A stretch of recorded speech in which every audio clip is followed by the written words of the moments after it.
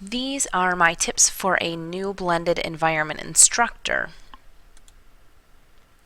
First, don't try to put a Prezi onto a thing link because it does not work. So that's why I am doing this in the screencast.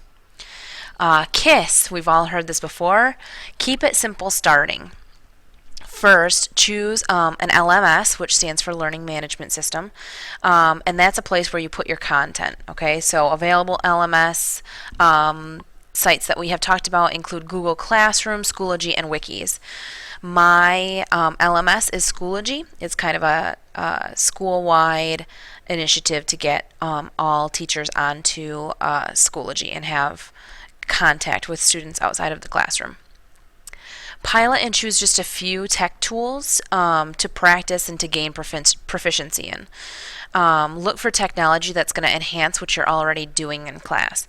So don't take on too much. I think this is something that I struggled with. I wanted to try everything and to use everything.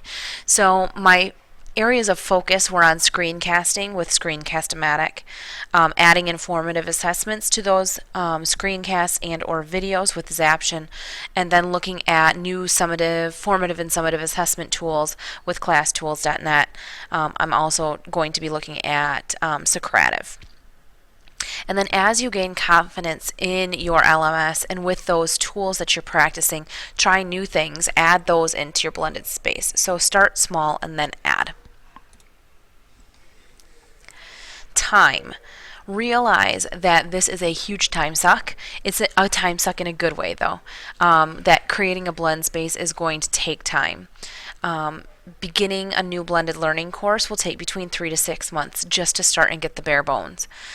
And this space is constantly a work in progress. It will take years for you to get things the way that you want them to be. And to look the way you want them to look and to work the way that you want them to look. And then there will be something brand new and things that stop working. So it's a constant work in progress. This is an incremental process, but try to stay current and organized. And be nice to yourself. Know that it is not going to be perfect the first time through and that sometimes you just have to jump in and see how it goes. And one way that I can organize myself and that I think that instructors can organize themselves is with the syllabus.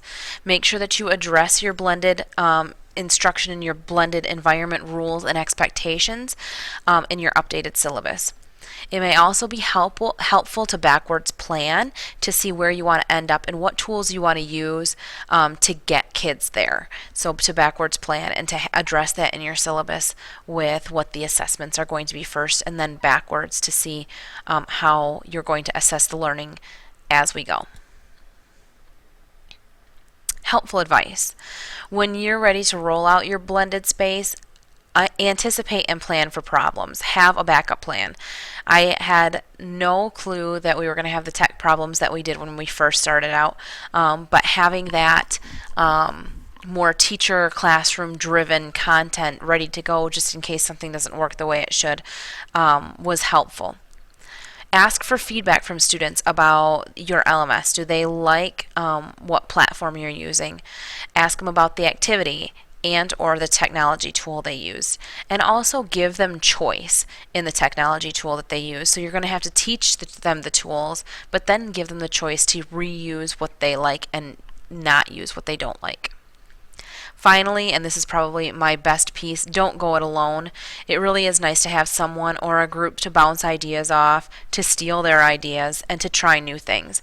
And then to get their feedback from how they saw, would they have liked to see improvement on, and maybe what they have used that they really liked. And that is my list of tips for a new blended environment instructor.